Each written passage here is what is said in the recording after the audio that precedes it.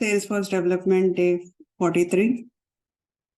And let's see what we are going to learn today. So today we will see the trigger handler factor, use case, trigger best practices, and trigger order of execution, homework, and trial head. Now, sometimes what will happen is whenever we are working in the trigger, in few companies, so far what we have done is we have directly implemented the trigger and trigger logic, everything we have implemented in the same class. Like if I am implementing the trigger, I'm creating trigger class name, let's say HM trigger on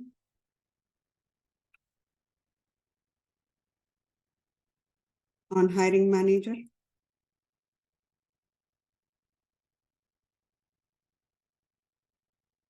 It's the event is after insert. And within this, what we are doing is we are writing the logic. Here I'm going to write the if there is any context variable, we'll connect it in 10 minutes. If it is disconnected, please connect back again. So in this, if there are any context variables, like we will say here, if trigger dot is insert and trigger dot is after. If these conditions are true, then in between this, we will write a logic. And so far we have written like this.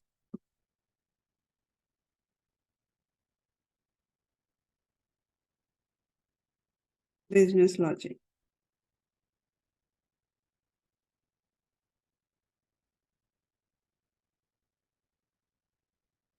Instead of writing this is at the one class. Few developers write everything into on the same class, which is on the trigger. But in the real time, what we will do is we will implement a trigger. This is the trigger. Within the trigger,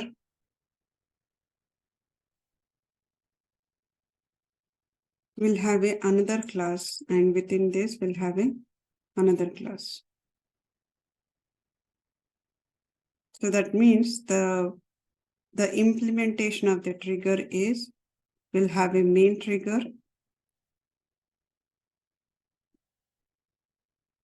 and then we'll have a trigger handler. And within this, helper class. This is the structure of implementation of a trigger. Trigger handler, helper class. Now, helper class is a normal Apex class. This is normal Apex class. And trigger handler is also a normal Apex class. And trigger is it's a Apex trigger.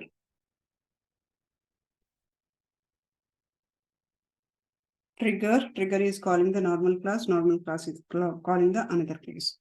So this is the way we will implement a structure. Now in this case, helper class contains the business logic. This is a business logic. All the business logic we will write it into the helper class. And this helper class is called by the handler.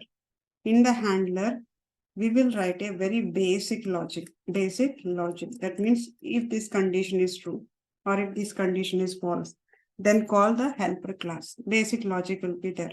In the trigger, we will write to switch on, switch off. We have already seen how to switch on and switch off the trigger. Switch on, switch off logic, and then based on the trigger context. That means if it is a trigger, is after, is before, right? If it is a after insert, after, before, then only we will call the trigger class. Now here, trigger will contain only the basic information.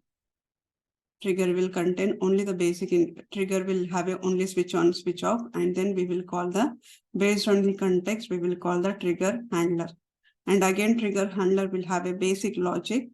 That is a if condition. If this condition is true, then only go ahead and execute the business logic.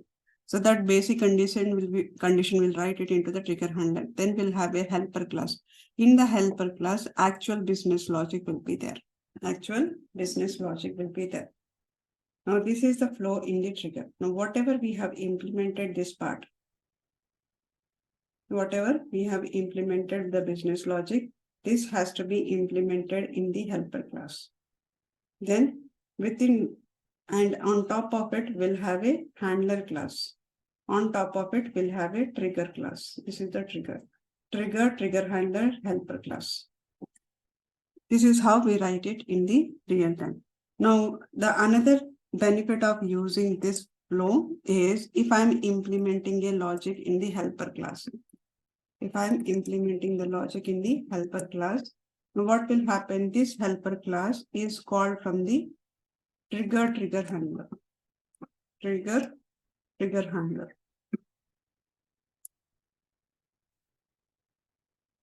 Right, assume that there is another class also need this logic.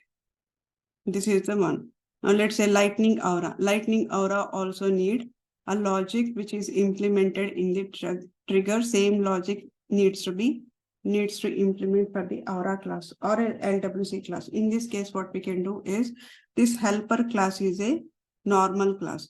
Now we will call this helper class inside the aura. That means this class can be shared to multiple people.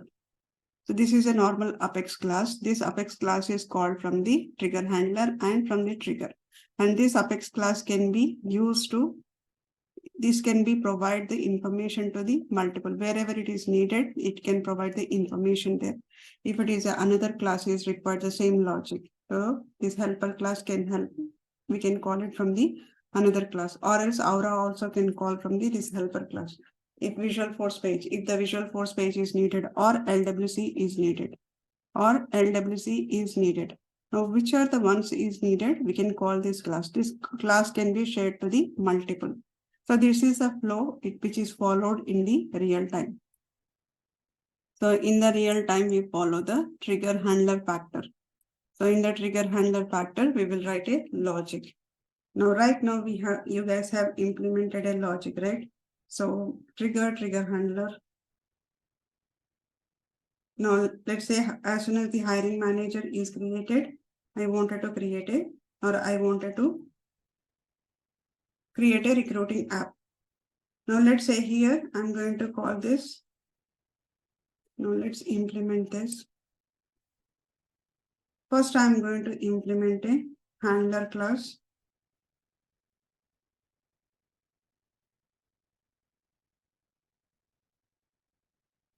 Now, let's go to the developer console. Resume, file, new. I'm implementing the Apex class. Let's say Apex class is handler class. This is a hiring manager handler class.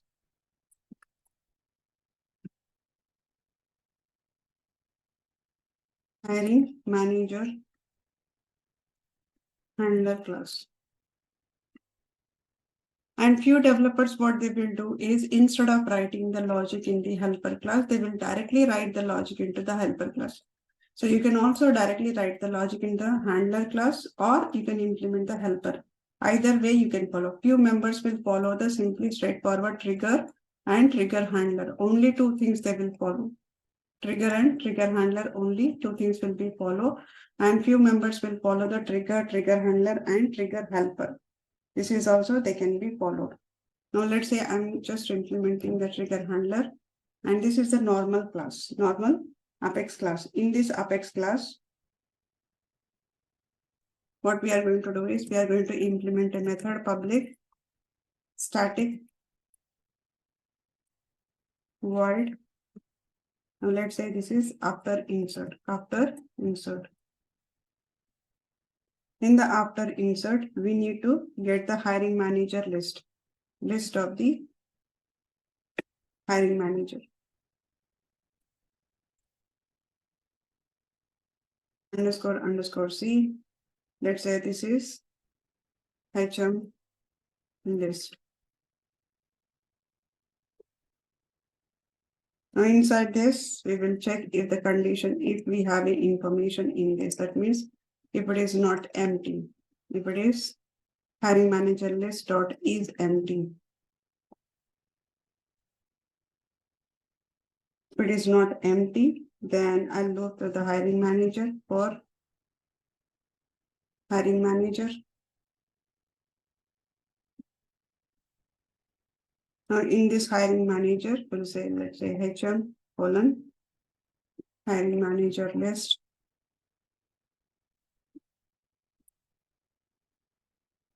In this hiring manager list, we will try to create a recruiting record. Recruiting record.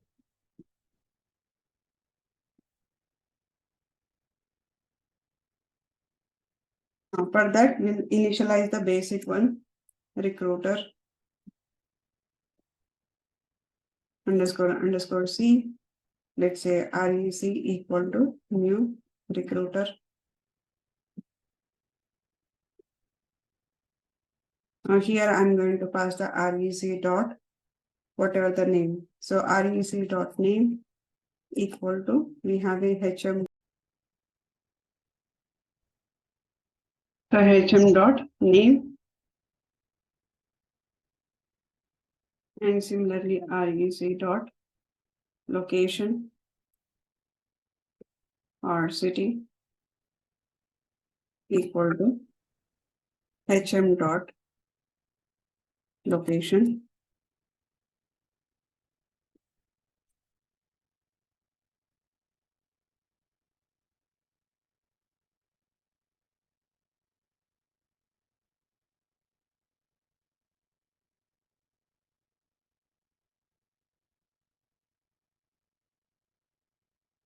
Let me underscore C. Okay. Now REC dot email address equal to HM dot email address. Similarly, REC dot, let's say we have a designation equal to HM dot designation. Then finally, I'll link the REC dot hiring manager equal to HM dot ID. HM dot ID. Do we have any other REC dot?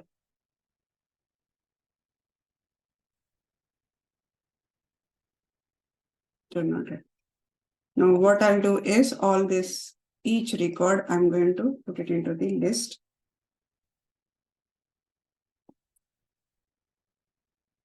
So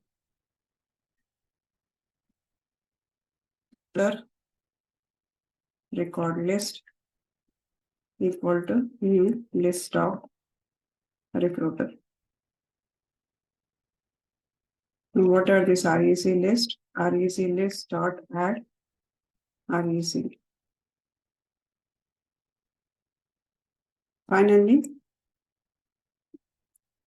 we'll check here if it is not REC list dot is empty.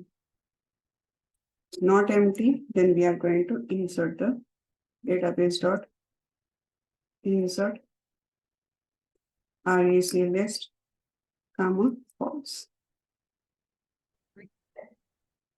Now this is the creating a record based on the hiring manager. Whoever is passing the hiring manager, based on that we are creating the recruiter record. Now let's save this.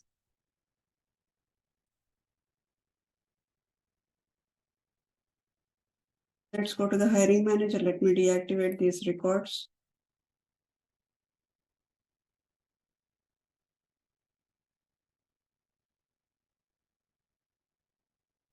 Now click on this, deactivate. And let's click on this, deactivate.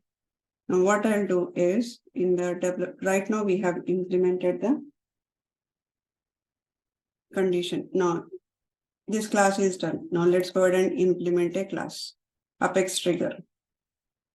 Now trigger is, we are going to implement a trigger. This is trigger on the HM. Do we have already trigger on the HM? We have already a trigger is there. So let's open this trigger.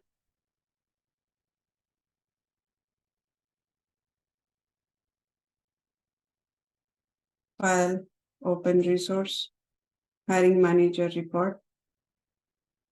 Now in this hiring manager, we have a before update, before insert. Now let's say I'm going to implement a after insert. After insert. Now for after insert, we are going to check the condition if trigger dot is after and trigger dot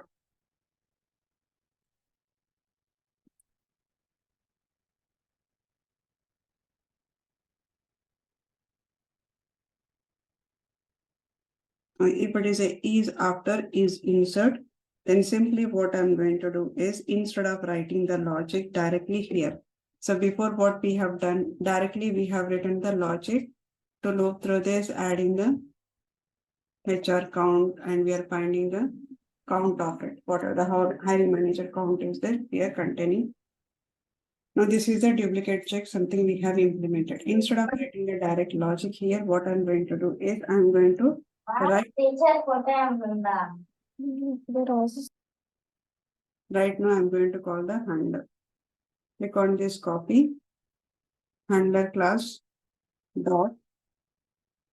What is the method we have after insert? For this after insert, we need to pass the list. List is available only in the trigger dot new. Trigger dot new contains the list. Now this is how we are going to simply do in the trigger. Only it contains the which class should be called and also the context variable. Only this much is available in the trigger. You will not see the lot of code in the real time. You will see only in the trigger like this. You will see it's calling the simple method of the handler. In the handler also sometimes you will not see the so much of code. You might be seeing the only few conditions you will do it. Now based on that it will call another class, helper class. Helper class is another one which we will call it.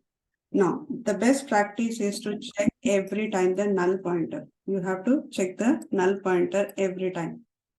So that is the best practices, whether it is needed or not needed. If you don't think it is not needed, you don't know what kind of a scenario will raise it in the real time.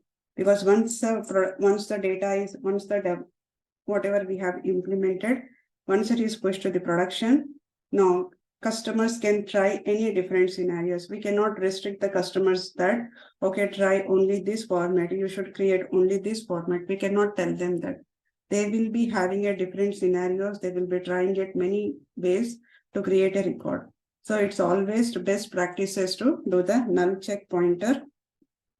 If you do the null check pointer, you will have there is some kind of a safety will be there. It will not all of a sudden, if they are trying in any different scenario, it will not throw any error.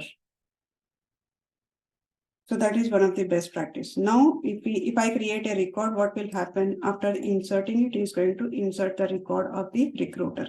Now let's show you that hiring manager. Let's go to the hiring manager. Let's clone this. Now let's say here I'm going to create it. This is the hiring manager. Hiring manager record name is, let's say, Bhargav. Some different contact number. Email address, location is, let's place the Bangalore. Designation is HR executive, and this is the current CTC. City name is Bangalore, and click on save. Bhargav is the one which is already created, and also there will be a recruiter gets created by the trigger. So same thing you can do it in the flow also you can do it. So this is one of the scenario. Let's assume that in this scenario, whatever we have implemented, we have a recruiter. Recruiter has a lookup relationship to the hiring manager. Now this is the hiring manager is a parent and recruiter is a child. Now whatever the record is created, that's the same record should be created in the recruiter. So for that, we have implemented a trigger. Using the trigger, we have inserted the recruiter. Let's assume that in the recruiter also, whenever we make a changes, for example, before it is a Chennai is the location. Now, whenever there is a change on the recruiter, it should be updated on the location also. In the hiring manager also, we should update. That means as soon as I change the record on the recruiter, it should be updated in the hiring manager location. Both places should be updated. In order to do this, we need to implement a after trigger. After trigger, we need to implement it. Now, after trigger, we need to implement it from the recruiter, and from the recruiter, we will be updating the location. Now, in the location, whenever we update the location, right? Whenever we update the location, it has to be updated this side. Now, if we have this kind of a scenario, that means when the parent is updated, recruiter should be updated. When the recruiter is updated, parent should be also updated. Hiring also should be updated. Now, if we have does not put proper condition check, we did not do it. So what will happen here? It's keep on executing. It will insert. Now there is an insert is happening. After update, there is some update is happening in the hiring manager. It will be updated in the recruiter. As soon as it is updated, again the trigger will execute it and it will update the hiring manager. That means whatever this update loop is there, if you don't write the logic properly, what should happen? Update and then it goes to here, and after update again it goes to here, again after update it goes to here. So this will keep on going into the loop. So this is called a recursive flow. Recursive flow. So this is keep on executing it multiple times, like it never ends, because after update execute this, after update execute this, because we did not put a proper condition check or some conditions we have not applied it. So what is happening? It is keep on going into the loop. So this kind of a scenarios do not implement it. So whenever you are implementing it, just make sure that what is the logic we are writing it on the hiring manager after update, and what are the things you need to update it. And you cannot write a here after update for everything. Maybe only for phone number or only for certain information where you think that, okay, recruiter can only modify the phone number here. Rest all things are read only. In that case only, just update it. And here, phone update, we are not doing on the hiring manager. So it has to be, developer has to be knowing the proper scenario, proper user story. If you know the proper user story, then only go for it. Otherwise, this will go into the loop. So we need to avoid executing these kind of a logics into the Salesforce so that it will go to the loop with recursive. So avoid the recursiveness in the trigger by putting the proper conditions. So you need to avoid recursive. In case if you place the proper conditions there, then you can avoid it. So recursive conditions can be avoided by using the static Boolean variable. So use the static Boolean variable. Static Boolean variables never change it. Now once you declare the Boolean variable, it doesn't change after. It's always static. Now by using the one of the way of restricting is by using the static variable. Now you can restrict it either in the recursive or either in the recruiter or hiring manager. So whenever it is updated in the recruiter, so one time it is updated, use the static resource, it is updated, static field name as a updated. Now next time you are coming, if the static field is, if it is not equal to updated, if it is equal to updated, then do not execute anything. It is update is already done. So those kind of a static variables you can add it, and do not execute the trigger on all the update, only execute the trigger on specific update. Here the trigger will executed on update of the stage name field only when the, and will not trigger on their field update. It will not trigger on the field update. Now to avoid the recursive, use the below code like a if trigger is updated and the stage equal to qualification. Right, so based on the stage name, only if it is a qualification, then only go for update. So if it is a update, and only do it at the update of this opportunity when the stage is equal to qualified. Also, along with this, you can use the static boolean variable. Is update equal to true or is update equal to false? Now here you can add is update equal to false, then only update it again. Otherwise, do not do that. So this is the some of the best practices. Take a notes of it.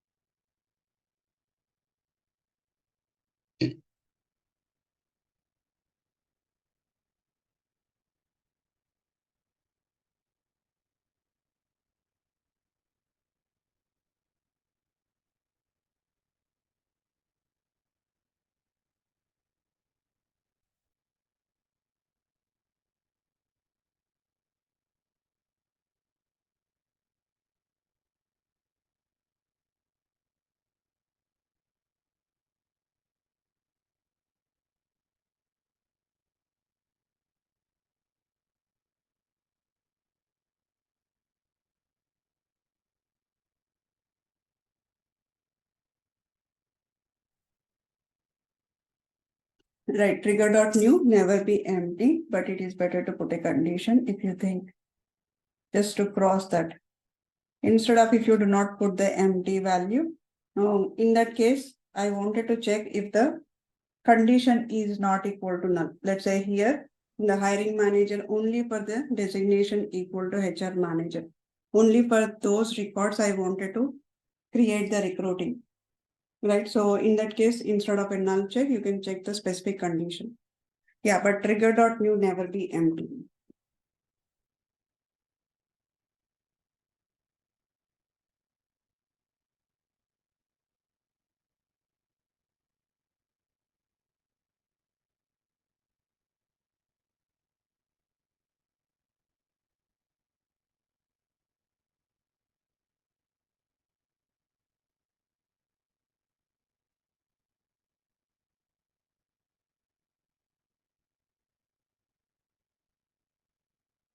Done taken notes.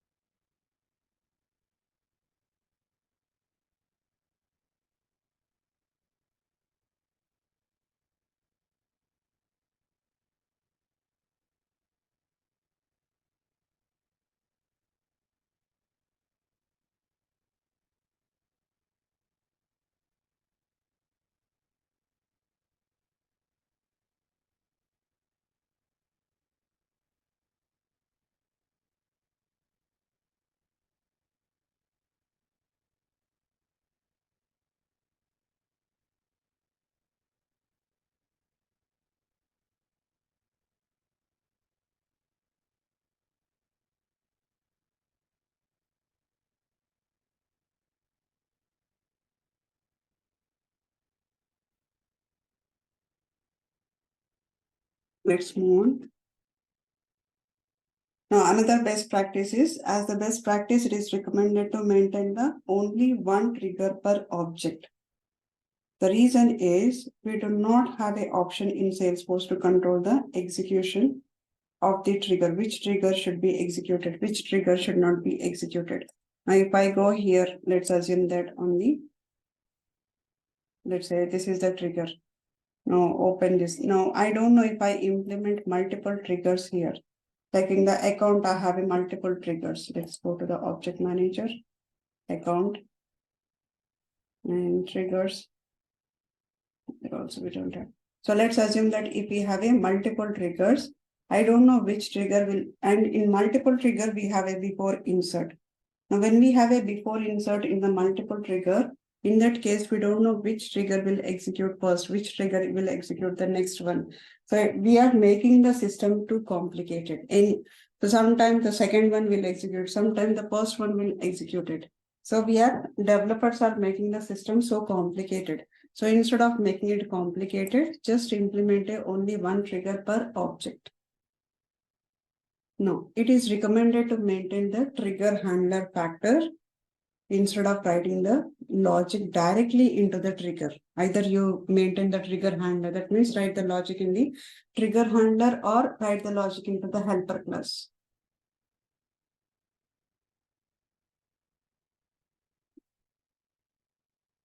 Next one, we'll see the order of execution. For the order of execution,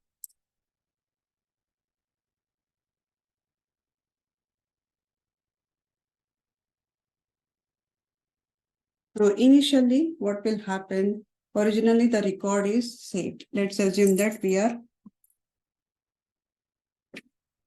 first, what will happen, the record is loaded. Record is loaded.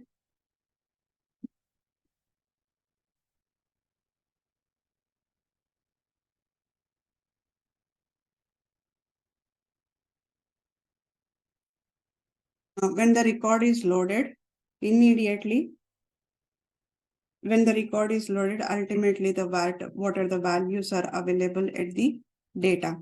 The values also loaded. That means for each field, what is the value is there, everything will be loaded from the database.com. Now, once it is loaded, the next step is the order of execution. Assume that the record is loaded and the values also loaded here. Immediately, the first one is before insert trigger gets executed. Before insert trigger is executed. Now, once the before trigger is executed, next thing is that system validation. Now, Salesforce does the some system validation, and then we'll have a custom validation. What are the custom validations are there? Custom validations will be executed.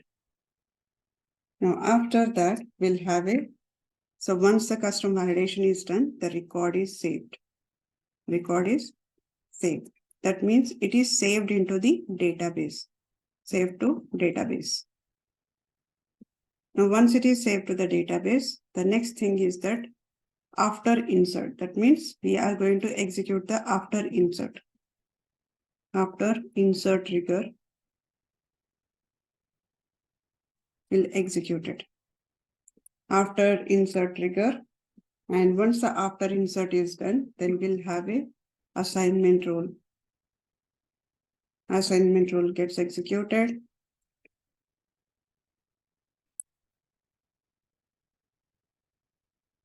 Then we'll have a flows. Flows is nothing but workflows, flows, process builder. Workflows, process builder I'm not mentioning. So I'm just mentioning the flows because workflows, process builders are going away. So flows, then we'll have a escalation rules.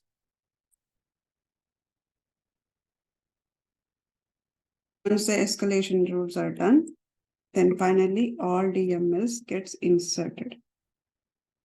And then we'll have a post commit. Post commit activities.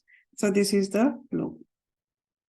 Now, once it is loaded, record is loaded, and then values are loaded. After that, before insert and system validation, custom validation. And then the record is saved into the database. Once the record is saved into the database, then it will execute the after insert. And after insert trigger, we'll execute the assignment rule, and then we'll have a flows. After the execution of the flows, escalation rules. Then after the escalation rules, if there is any data needs to be updated here, it will update the information. That means all the DMLs will be performed. Then post commit will execute. So trigger execution, the original record is loaded from the database, and the new record field values are loaded from the request and override the old values. All the before trigger executes, all the before trigger it executes, and then system validation occurs, such as a verification, verifying all the records required field, like a non-null values, running any user defined. Like if there are any custom validations, all the validation gets executed. Then finally the record gets saved. It is saved but not yet committed. Now after the trigger, the whatever the after is there, after trigger will execute, then we'll have the assignment rules and auto response rules, workflow rules, which is a flows. And then we'll have a, if there are any work in the flow, if there is any update is happening, again it will execute the after update. And then we'll have a escalation rules and all DML operations. This is the post commit. Now take a notes of order of execution.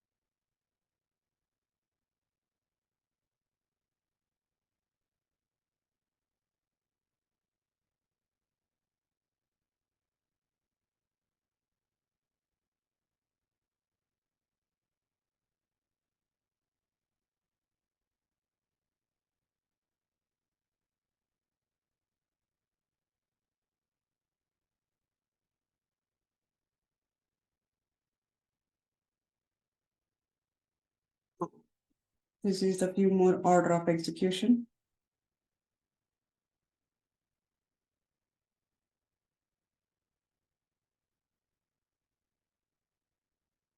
Let me know once it is done.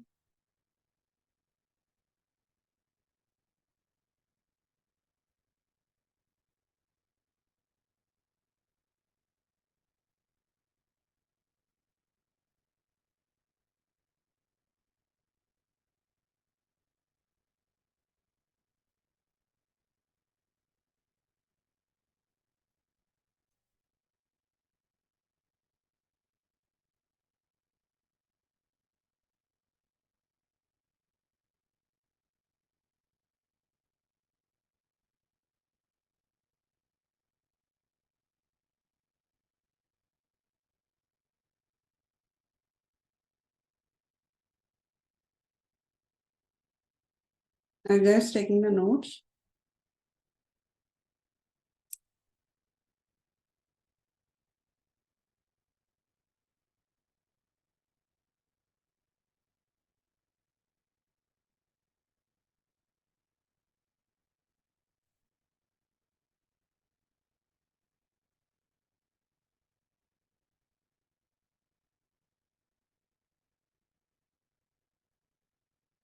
Yes. So if the user is not solved, now if it is assigned to the another person, right? In that case, the person is not yet done any activity on that case. So we will escalate it to the manager saying that this case was created long time back. So right now, no updates are done.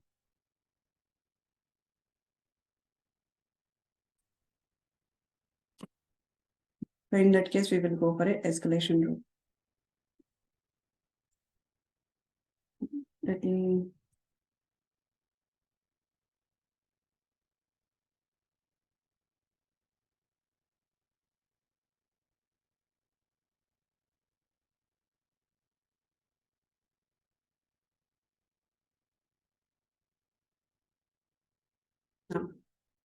So here we have a Salesforce server, trigger, and then automation rules. Now in this case, what will happen in the Salesforce server? Let's say Salesforce server, you are saving the record. Initially, that means you are loading the original record and it loads all the latest information. So Zoom is going to disconnect in 10 minutes. Please log in back if it is disconnected. So we are requesting from UI. If it is requested from the UI, then in that case, there are some validation formats and field length, like a field level, we have a required fields, right? So those will get executed. Those are the system one. Now field level required fields, or if there is any layout level fields or a valid field format, maximum length, these all will be executed. If it is not a request from the UI, then it's like a system validation, like a foreign keys, user defined validation for multiple items, it gets executed. Then here it starts from the trigger. Now our logic is Salesforce logic starts from here. These all the Salesforce server. See, in the Salesforce, what they are doing is they are doing these many validations, they are doing it at the Salesforce server. Now in our case, the trigger before insert that gets executed, then we'll have a system validation.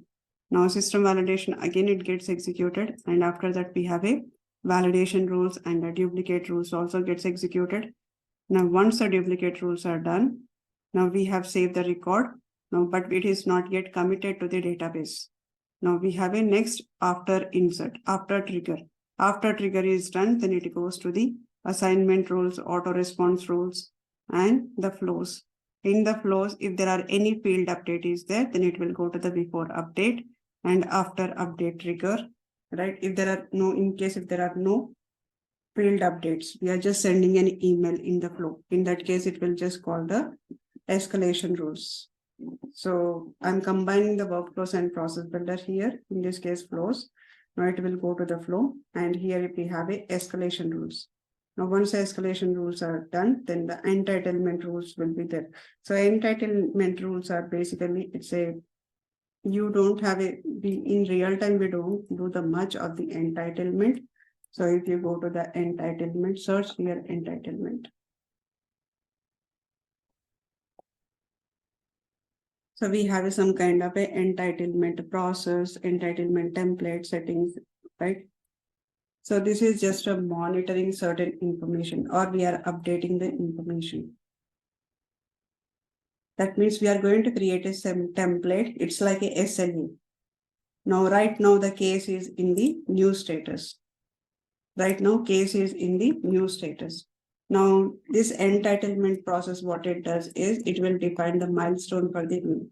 So milestone is 24 hours, it can stay into the new. After 24 hours, if it is still in the new, then it is going to execute the process saying that either it will send an email, we have already crossed the milestone and it is still in the new status. Somebody has to start owning up.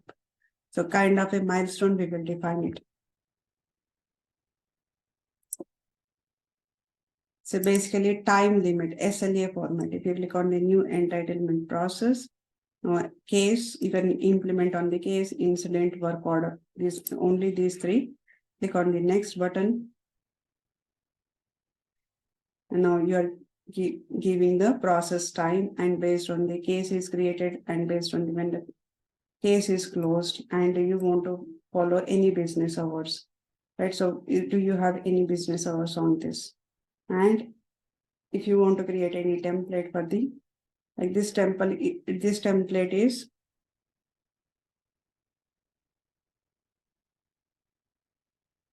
so this template is, it is going to inform them. Like if you create a template, it will suggest you like what is the template and what are the term and what is the process, which process it is, and what are the business hours. Right now, default business hours And is it a phone supported or it is a web supported? What kind of a template it is? So it is kind of a predefined conditions for the customer support, so that users can quickly add the products. For example, you can create an entitlement template for a web phone support, so that users can easily add the elements to the product offered the customer process. So this is some kind of a monitoring system. It's kind of a monitoring system. So it will execute the entitlement, and then we'll have a roll-up summary build. And after that, we'll have a criteria-based sharing rules. Then once the criteria-based sharing rules are done, everything gets committed to the database. And if there are any post-DML operations are there, it will perform the post-DML operation. Post-DML operation is nothing but once the data is inserted inside the database. Now I wanted to, for example, you want to send a notification, you can send a notification. Or else you want to call the another system, another process you wanted to call, or you wanted to send the integration. Integration you want to implement it. So those are the post deployment activities that can be done. So this is the entire flow. So if you want to take a notes, take a notes of it. So it starts from before insert. Now this is entire flow.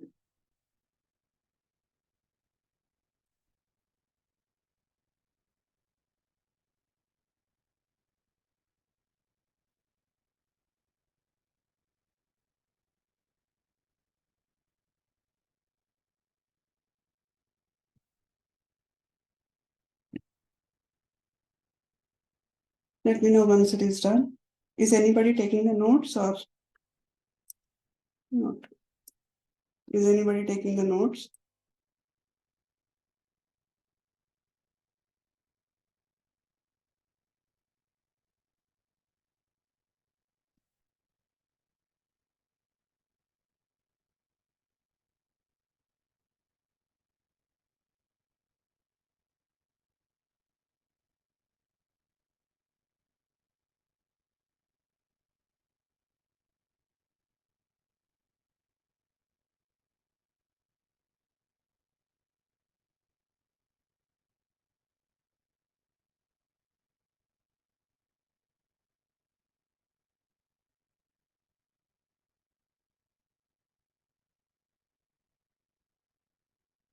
Session will end in 2 minutes. We'll connect back again.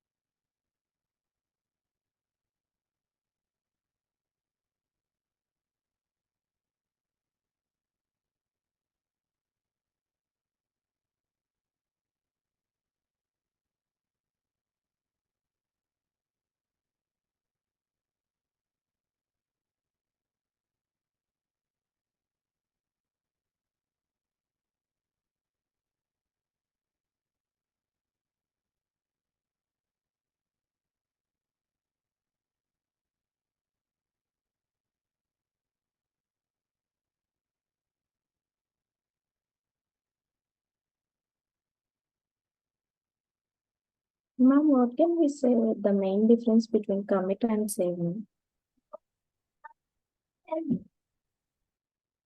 Commit is where it is committed to the database. So sometimes what happens is, now we have a database.com, right? So in the database.com, it is going to end our meeting in 2 minutes, 1 minute. Let's reconnect it.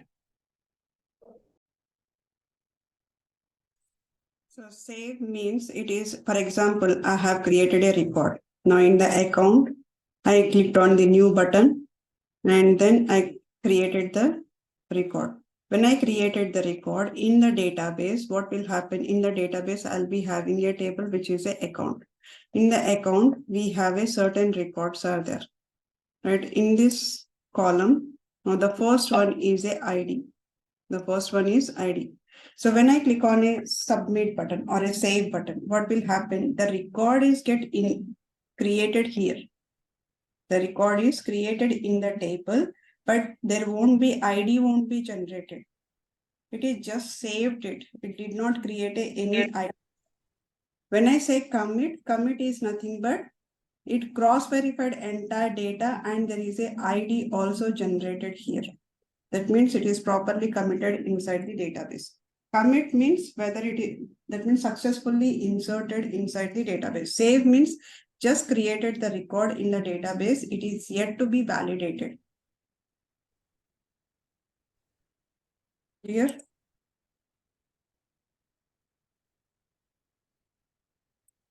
Whoever is asked.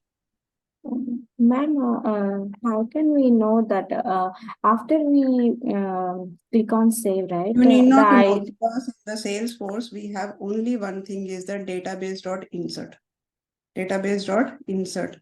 Now in the database.insert, that means it is inserting it. Now in the trigger, how do I know that whether I need to write it before saving it or after saving it?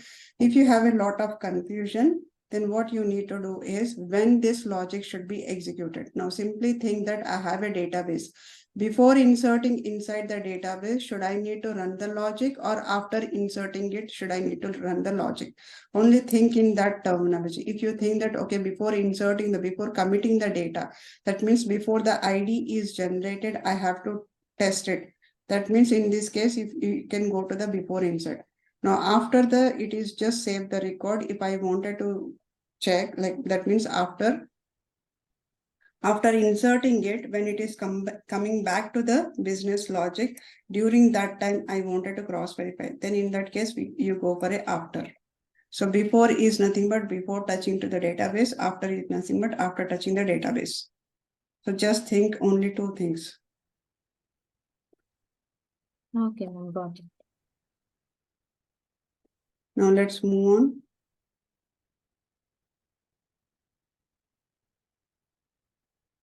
Take the homework. Implement a trigger on the candidate object to update the expected CTC on candidate with the latest values. The previous values are 24,000 and new value as 25,000. Now event is before update, after update. Implement a workflow to update the expected CTC in candidate object to previous value plus 4,000. So you need to write a trigger. Now in this trigger, you need to update the value. Expected CTC has to be updated. So if you have any previous value, you need to update the expected CTC with the latest value. Whatever the latest value is there, based on that, you need to update. At the same time, implement a flow. Either you can go with the workflow or you can go with the flow builder. So update the expected CTC in the candidate previous value plus 4,000. Whatever the previous value is there, the previous value plus 4,000, you need to add it. Now check what is the output you will get. Do you get an output of 24,000 plus 4,000 or do you get an output of 25,000 plus 4,000? This is to understand whether the flow gets executed before insert or after insert, or before update or after update. You need to do in the two conditions, before update and after update. You can check the different values in the before update. Before update, take the 25,000. After update, take the 26,000 and see how you are able to get the value. how you are able to get the flows, what is the value, and also enable the history tracking for the expected CTC. Field history tracking, enable it. Check what is the, when you created it, when you updated it, what is the value, and after that what workflow has flow is updated, and after update what is the value, and then did your flow executed multiple times, like before update and after update. Enable the history tracking on the expected CTC.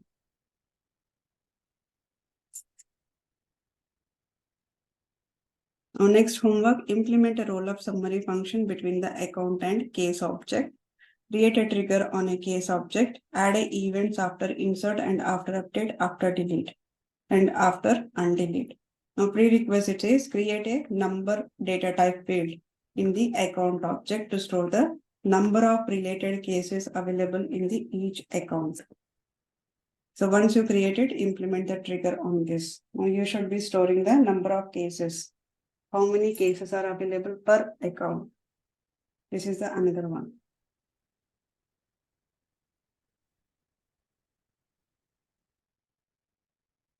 Let's move on. Now next one is the sharing mechanism. In the sharing mechanism, in the admin, we have already seen the sharing mechanism, manual sharing, automated sharing, and then we have a Apex sharing. Automated sharing is by using the sharing rule, we have shared the record, either read only or a read write. Now Apex sharing, using the Apex trigger, we will implement a sharing mechanism and we will be sharing the record, either read only or a read write. Now here we have a sharing record using the Apex sharing.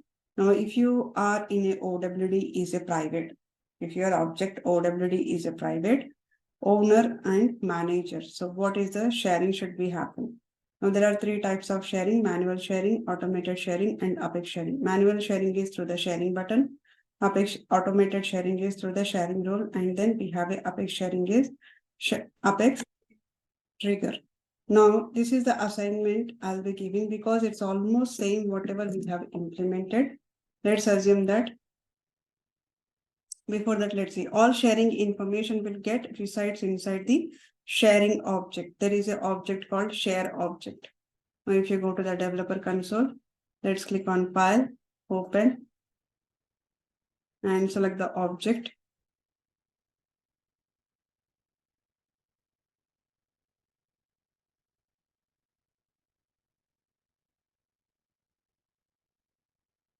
Select the object and search for share.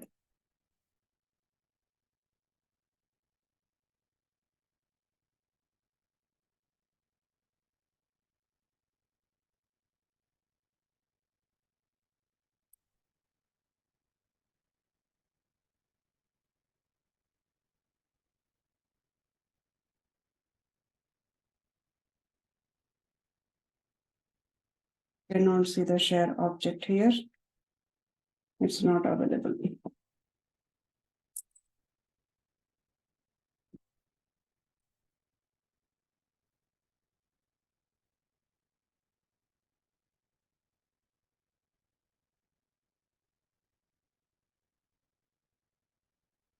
No, we don't have an object Apex share. Let me try one more time. Star. Right. So it will be saved in the share object. Now, how this share object will be available? The share object is like if it is an object name is a account, then we'll have a account share. If it is a contact share. If it is a lead share. Whatever the sharing is implemented, it will store into the account share. Like for example, you have implemented a sharing mechanism for the account. Now it will be stored in the account share. Now in the account share, account ID, and what are the user group, and what is the access level. Now if we click on query, now execute it. Now it is going to show you the what are the sharing records, how many records are shared, and with whom it is shared, and what is the level it is shared. So everything it will give you, and who is the user it is shared. So all this information sits into the based on the object. If it is a lead, if you want to see who all the records and who all the users it is shared. Now you can check in the lead share. For case share is available. Similarly, position share. So it will be position underscore C is the object, but the share you will have a position underscore share. Now if you see here, account author underscore bank branch underscore instead of the underscore C, you will see underscore share. Like position, we have a underscore share. Hiring manager for the custom object API name is hiring underscore manager underscore C. So your sharing object name is hiring underscore manager underscore share. Now let's assume that on the account object, wherever the industry equal to banking, share with Hyderabad sales group. If it is a finance, share with Bangalore sales group. If it is an industry equal to finance, share with Mumbai sales group. Industry equal to manufacturing, share with Chennai sales group. Industry equal to technology, share with Pune group. And this sharing should happen if on the trigger. Using the trigger, you need to share it. Now implement a trigger on the account object to share the based on the record creation. Based on the record creation, if the industry equal to banking, then you need to share to the group which is called as a public sales group. And this you need to do it. If it is a less than 50 lakhs, then you have to do the read only. And if it is a greater than 50,000, 50 lakhs, then it is a greater than 50 lakhs, then it should be read write. And you can also do it here. You need to share with only the Hyderabad sales group, or else this is one scenario in the trigger. Another scenario is create a field on the account object, share with public group. Share with public group. Now this is a text field. Text field. In this text field, pass the ID or whatever the public group ID is there. Just pass the ID. Based on this ID and based on these conditions, you need to share the report to those groups. That is the another trigger clause. Implement this trigger. Only thing you need to find out is as soon as the account is created, if the account equal to banking. Now, how do you identify which group do I need to share it? Like a purpose scenario, you have a object which is called group. You have an object called group. So click on this group, open. Now ID, name, developer name, type, email. Now let's click on query, execute the query. Now here we have a role, manager, queues. These are the, now here it is this is a queue name. Now let's go another one, open, group.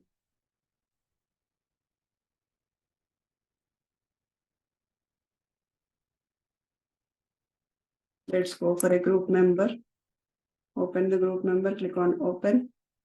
Now ID, group ID, user. Click on the query. Open this.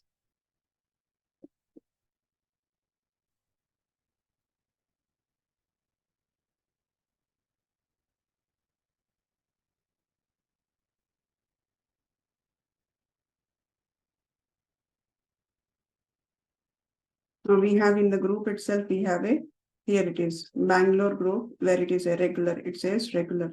Now let's sort out with the type. Regular, we have a Hyderabad group, Hyderabad sales group and Bangalore group. You need to query the select ID, comma, name, comma, developer name, comma, type, comma, email from the group wherever the type equal to regular. Now let me show you that public group. Search here public group. Public group. So we have two groups are available.